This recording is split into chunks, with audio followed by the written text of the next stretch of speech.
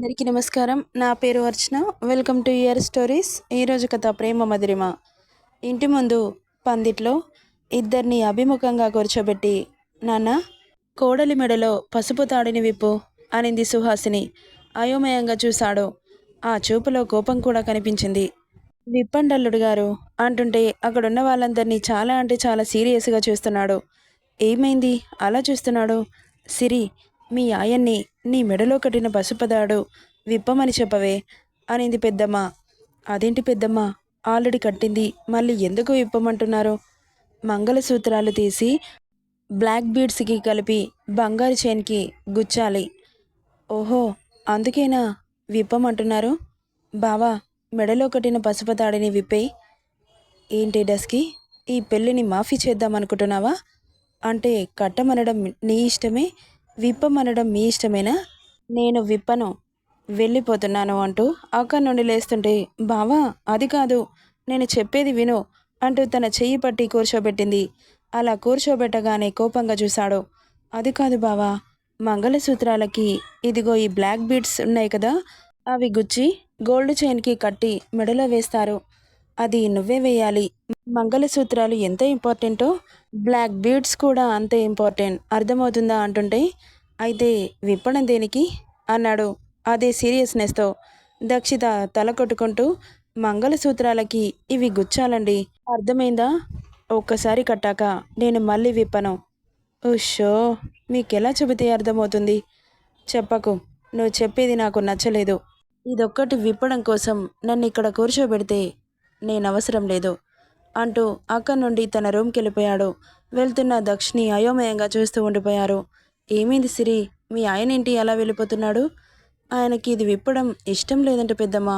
మరి ఇప్పుడు ఏం చేద్దాం? అది ఖచ్చితంగా నీ భర్తే విప్పాలి, మళ్ళీ వేస్తామని చెప్పలేకపోయావా? ఒకసారి కట్టాక మళ్ళీ విప్పను అంటున్నాడు. ఉషో అని అందరూ తల కొట్టుకుంటూ, సుహా, నీ కొడుక్కి నువ్వేనా చెప్పు అంటుంటే సరేనంటూ తన రూమ్కి వెళ్ళింది. నాన్న దక్ష్ అంటూ లోపలికి వెళ్ళిన సుహాసిని బాల్కనీలో కూర్చొని సిగరెట్ వెలిగిస్తూ ఉండగా దాన్ని ఆమె చేతిలోకి తీసుకొని కింద పడేసి, ఇప్పుడు స్మోక్ చేసే సమయం కాదు, ఎందుకు ఇలా వచ్చావు?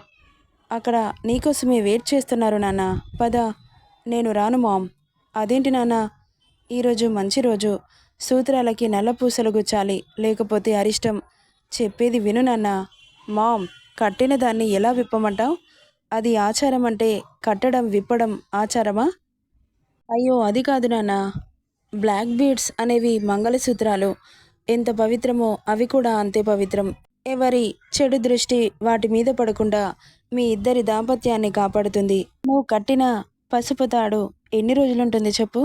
లైఫ్ లాంగ్ అది మెడలో ఉండలేదు కదా, ఏదో ఒక రోజు పెరిగిపోతుందనుకో, అపశకునం అనిపిస్తుంది. సో బంగారు చైన్కి సూత్రాలు బ్లాక్ బీడ్స్ గుచ్చుతారు. ఇప్పుడు అర్థమైందనుకుంటా. ఈరోజు చాలా ముఖ్యమైనది, ఇవి ఖచ్చితంగా గుచ్చాలి. జీవితాంతం ఈ బంధం బలపడాలి. ఎవరి లైఫ్లోనైనా ఈ 16 రోజుల పండగ కామన్. 16 రోజుల పండగ పెళ్ళైన 16 రోజులకు చేస్తారు కానీ అన్ని రోజులు అందరూ ఉండలేరు కదా. అందుకే పంతులు గారిని అడిగి ఈరోజు ముహూర్తం బాగుందంటే ఈరోజు చేయిస్తున్నాం అంటుంటే, నువ్వు వెళ్ళు మామ్, దాన్ని నా రూమ్కి పంపించు అన్నాడు. సరే అంటూ అక్కడి నుండి వెళ్ళి, సిరి, వాడు పిలుస్తున్నాడు, ఎలాగైనా వాడిని ఒప్పించవే, నా మాట వింటాడా అత్తయ్య? వినేలా చేసుకోవాలి, వెళ్ళు.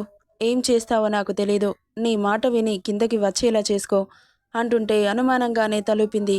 ఇక వస్తాడో రాడో అన్న అనుమానంతోనే లోపలికెళ్ళిన దక్షిత బావా అంటూ పిలిచింది. తల తిప్పి చూశాడు.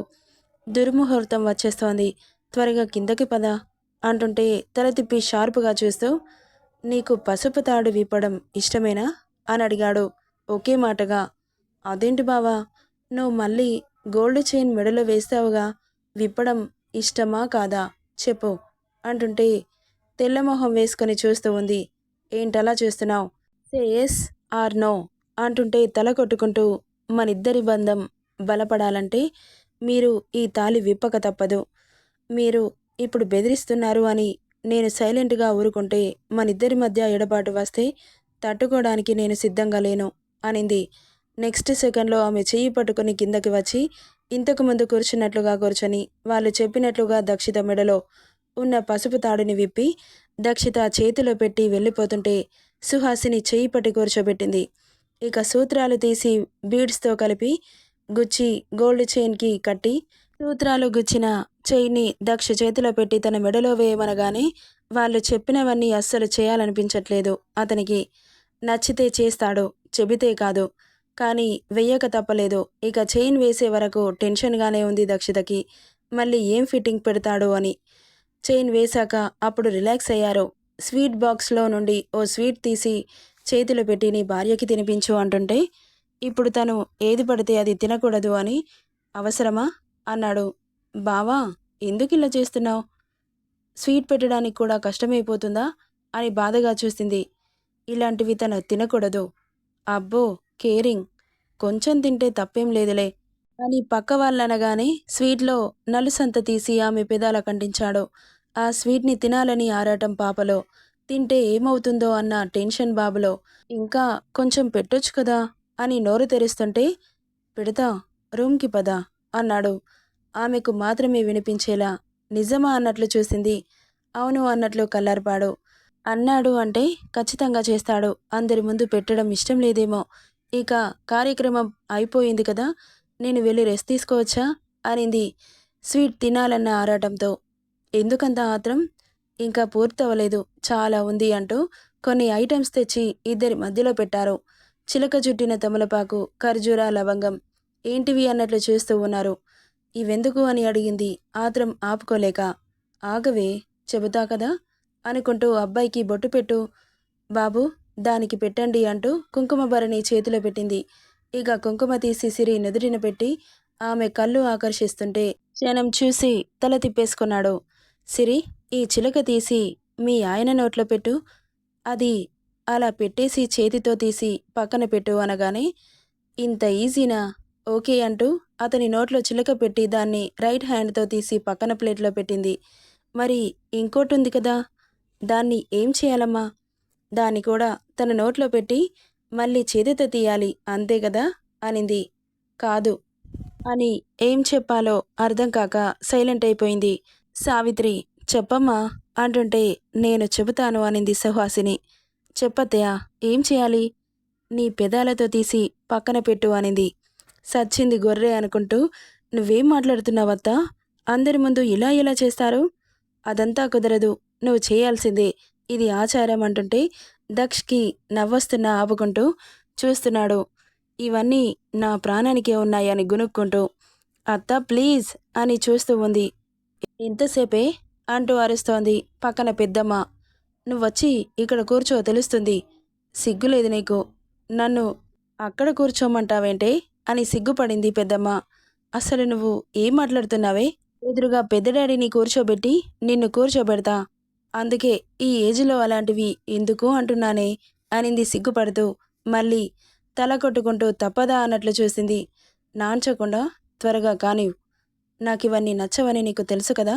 అందరి ముందు ఇష్యూ చేయడం నాకు ఇష్టం లేదని కూర్చున్నా అని తనకు మాత్రమే వినిపించేలాగా గునిగాడు. ఇక అందరి ముందు ఇలా తీయాలా అని ఆలోచిస్తూనే నోట్లో పెట్టింది. తీ అన్నారు. ఇక కాస్త ముందుకు బెండ్ అయి నోట్లో పెట్టిన చిలుకని అతని పెదాలకి తాకకుండా తీసి పక్కన పెట్టింది. అలా తీసేసరికి బాబు ఫేస్ ఎర్రగా మారిపోయింది కోపంతో. తలెత్తి చూసిన దక్ష్ ఫేస్ ఎర్రగా ఉండడంతో భయంతో ఏంటో ఈయనేంటి అలా చూస్తున్నాడు అని భయపడుతుంటే రూమ్కి రా, నీ సంగతి చెబుతా అన్నట్లు చూస్తున్నాడు దక్ష్. నెక్స్ట్ ఖర్జూర సేమ్ అలాగే తీసి పక్కన పెట్టి నెక్స్ట్ కూడా పెదాలు తాకకుండానే తీసింది. తాకితే ఏమైనా ఉందా? ఇక్కడే ముద్దు పెట్టేస్తాడు. ఇంతకుముందే బాబు టాలెంట్ ఎక్స్పీరియన్స్ చేసింది. భయంతో తాకకుండా తీస్తోంది. ఇక చివరగా లవంగం. బాబోయ్, ఇదెలా తీస్తారు? ఇంత బుడ్డది అని లవంగం చేతిలో పట్టుకొని చూపిస్తుంటే అక్కడ ఉన్న వాళ్ళందరూ పడిపడి నవ్వుతున్నారు. సిగ్గుతో చచ్చిపోవాలనిపిస్తోంది. ఇక ఆ లవంగాన్ని తన నోట్లో పెట్టి ఒకసారి చేతితో తీసి పక్కన పెట్టింది. ఆ ప్రాసెస్లో అతని పెదాలు ఆమె వేలికి తగిలి వేలు జల్లుమంది. ఫింగర్ పరిస్థితే ఇలా ఉంటే పెదాలతో తీస్తే నా పరిస్థితి ఇంకెలా ఉంటుంది? టచ్ అయితే బాబోయ్ ఊరుకుంటాడా? అందరి ముందు ముద్దు పెట్టేస్తాడు అని ఏడుపొస్తుంటే ఎంతసేపు కానివ్వు అంటూ గదిమింది సావిత్రి. ఇక అందరి ఆడవాళ్ల మధ్య కూర్చోవడం ఏమాత్రం ఇష్టం లేని దక్ష్ ఈ కార్యక్రమం ఎప్పుడైపోతుందా అని ఎదురు చూస్తుంటే ఇక చివరగా లవంగం అతని నోట్లో పెట్టి తీయడానికి ముందుకు వంగుతుంటే దగ్గరగా 1/2 ఇంచు దూరంలో ఉన్న దక్షితని చూసి కన్ను కొట్టాడు. ఇప్పుడు ఎలా తీస్తావో తీ అన్న ఎక్స్ప్రెషన్ అతని ఫేస్లో కొట్టొచ్చినట్లు కనిపిస్తుంటే, ప్లీజ్ బావా ఇక్కడ ఏం చేయకే, రూమ్కి వెళ్ళాక నీ ఇష్టం అని కళ్ళతోనే బ్రతిలాడుతోంది. మార్నింగ్ నుండి ఊరించి చంపుతున్నావుగా, నేనెందుకు కనికరిస్తాను అన్నట్లు చూస్తున్నాడు. బాబోయ్ ఈయన టైం చూసి ఆడుకుంటున్నారు అనుకుంటూ ఉండగా, ఒసై ఎంతసేపే కానివ్వు, ఇంట్లో పనులున్నాయి అంటుంటే ఇక తప్పక కళ్ళు మూసుకొని అతని పెదాల మధ్య ఉన్న లవంగాన్ని ఆమె పెదాలతో అందుకునే ప్రాసెస్లో ఇద్దరి పెదాలు టచ్ అయ్యి ఒక్కసారిగా ఉద్వేగానికి లోనైతే కింది పెదవిని కసక్కున కొరికి నామరూపం లేకుండా పోయిన లవంగం గురించి ఆలోచించకుండా అక్కడి నుండి వెళ్ళిపోయాడు. అలాగే కరెంట్ షాక్ కొట్టిన కాకిలాగా మారిపోయింది మన పాప పరిస్థితి. షాక్లో గుడ్లు పెద్దవి చేసి చూస్తూ ఉంది. అక్కడున్న వాళ్ళందరూ వాళ్ళిద్దరి మధ్య ఏం జరిగిందో స్పష్టంగా కనిపిస్తుంటే ముసిముసిగా నవ్వుకుంటూ, బాబు ఏమో అనుకున్నానే, టూ ఫాస్ట్ అనింది పెద్దమ్మ. ఆ మాటకి ఆమె చేతులతో ఫేస్ని దాచుకొని మండుతున్న పెదవిని నాలుకతో తడుముకుంటూ వాళ్ళలా ఏడిపిస్తుంటే అక్కడ ఒక్క క్షణం కూడా ఉండలేక రూమ్కెళ్ళిపోయింది దక్షిత. వెళ్ళిన తనని చూసి నవ్వుకున్నారు. రూమ్కెళ్ళిన సిరి కొంచెం సేపటి వరకు ఆ ట్రాన్స్ నుండి బయటకు రాలేదు. ఆమె ఫేస్ ముందు చిటికే సౌండ్ వినిపిస్తుంటే ఈ లోకంలోకి వచ్చి ఎదురుగా ఉన్న దక్షిని చూసింది. బాబుని చూడాలంటే సిగ్గేస్తుంటే అటువైపు తిరిగి తెగ సిగ్గుపడిపోతున్న దక్షితని వెనక నుండి హత్తుకొని, ఇంతలా చంపేశావే మార్నింగ్ నుండి అంటూ ఆమె భుజం మీద గట్టిగా కొరికాడు. అంత గట్టిగా కొరికేసరికి హా అంటూ అరిచింది. ఫీలింగ్ని అలా కంట్రోల్ చేసుకున్నాడు మరి. ఆమె అరుపు పూర్తవ్వకముందే ఫోర్స్గా ఇటువైపు తిప్పుకొని పెదాలు ముడేశాడు. ఇద్దరి మధ్య క్షణాలు నిమిషాలుగా కరిగిపోయాయి. ఆమె పెదవుల మధువుని కందిరిగల జుర్రుకుంటుంటే ఊపిరి భారమయ్యి అతని గుండెలపై చేయి పెట్టి వెనక్కి తోసింది. వదిలి స్వీట్ అన్నావుగా అంటుంటే, అవును ఇస్తావా అనింది ఆయాసపడుతూ. ఆల్రెడీ ఇచ్చేసా, ఇంకోటి కావాలంటే చెప్పు, ఇప్పుడే ఇచ్చేస్తా అంటుంటే, ఆ స్వీట్ కాదా అని డిసప్పాయింటింగ్గా అంది. ఆ స్వీట్ కావాలా ఈ స్వీట్ కావాలా అని అడిగాడు. ఇప్పుడు అదే తినాలనిపిస్తోంది కానీ ఒక్కసారికి బోర్ కొట్టేస్తుంది, కానీ బావ ఇచ్చే స్వీట్ మాత్రం లైఫ్ లాంగ్ బోర్ కొట్టదు అనుకుంటూ ఇదిగో ఈ స్వీట్ కావాలి అంటూ అతని ఎర్రటి పెదాలని చూపించింది. ఇవ్వకుండా ఉండగలడా? ఆమెకు అందించాడు అతని అదరాలని అందుకునేందుకు. కానీ ముద్దు ఎలా కొనసాగించాలో తెలియట్లేదు. ఏంటని కళ్ళెగరేశాడు. ఏం చేయాలన్నట్లు బేలగా చూస్తోంది. ముద్దు కూడా పెట్టడం చేత కాదు కానీ నోరేసుకొని పడిపోతావు అని దెప్పుతుంటే హూ అంటూ మూతి తిప్పేసింది.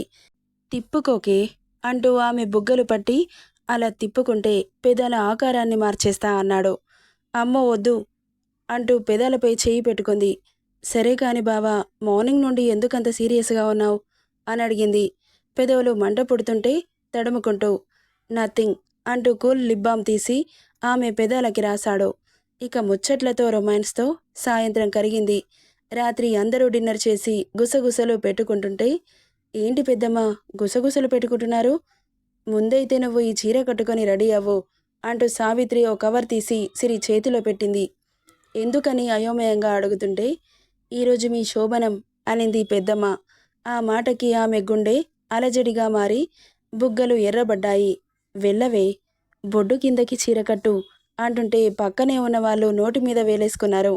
అక్క ఏం మాట్లాడుతున్నావే అనింది సావిత్రి. పిల్లలకి చెప్పకపోతే ఎలా తెలుస్తుంది? అన్నీ అయిపోయాయిలే పెద్దమ్మా, ఇంకేముంది అని మనసులో అనుకుంటూ ఆ కవర్ తీసుకొని రూమ్కెళ్ళింది. అక్కడ ఉంటే మోసేస్తారేమోనని. ఇక తను చెప్పినట్లుగానే బొడ్డు కిందకి చీర కట్టి జడలో మల్లెలు తురిమి లైట్గా నగలేసుకొని బయటకొచ్చింది. తన చేతిలో పాల గ్లాస్ పెడుతూ పెద్దమ్మ తన చెవిలో ఏదో చెప్పింది. గుడ్లు పెద్దవి చేసి చూస్తూ ఉంది. నేను దూరం పెట్టినా ఆయన గారు ఊరుకోరులే పెద్దమ్మా అని మనసులో అనుకుంటూ ఉండగా తనని తీసుకొని దక్ష రూమ్ ముందు నిలబడి చెప్పింది గుర్తుందిగా, అబ్బాయిని బాధ పెట్టకు, అతనేం చేసినా సైలెంట్గా ఉండు, ఈ రాత్రి మళ్ళీ మళ్ళీ రాదు, ఎంజాయ్ చేయి అని చెబుతుంటే, అక్క వాళ్ళకన్నీ తెలుసులేవే, నువ్వు ముందు పద అని అక్క నుండి లాక్కుపోయింది సావిత్రి. పక్కనే ఉన్న అమ్మలక్కలు పెద్దమ్మ మాటలకి నవ్వుకున్నారు. పాపని రూంలోకి తోసి డోర్ వేసి వెళ్ళిపోయారు. బాబు గదిలోకి మొదటిసారి వెళ్తున్నంత టెన్షన్ ఇంట్లోకి వచ్చినప్పుడు ఎదురుగా దక్షిణి చూడాలంటే ఎంత టెన్షన్గా అనిపించిందో ఇప్పుడు కూడా అలాగే ఉంది. ఆమె గుండెల్లో అలజడి. ఈ ఇంట్లోకి వచ్చిన రోజులు గుర్తొచ్చి నవ్వుకుంది. బావకి నేనంటే అసహ్యం, కానీ ఇప్పుడు నేను లేకుండా ఉండలేరు. ఎంత చేంజింగ్ అనుకుంటూ తన నెలరాజుని వెతుక్కుంటోంది. ఎక్కడా కనిపించలేదు. నెక్స్ట్ పార్ట్లోనైనా కనిపిస్తాడా చూద్దాం. ఈ స్టోరీ ఎలా ఉందో కామెంట్ చేయండి guys. Thank you for listening.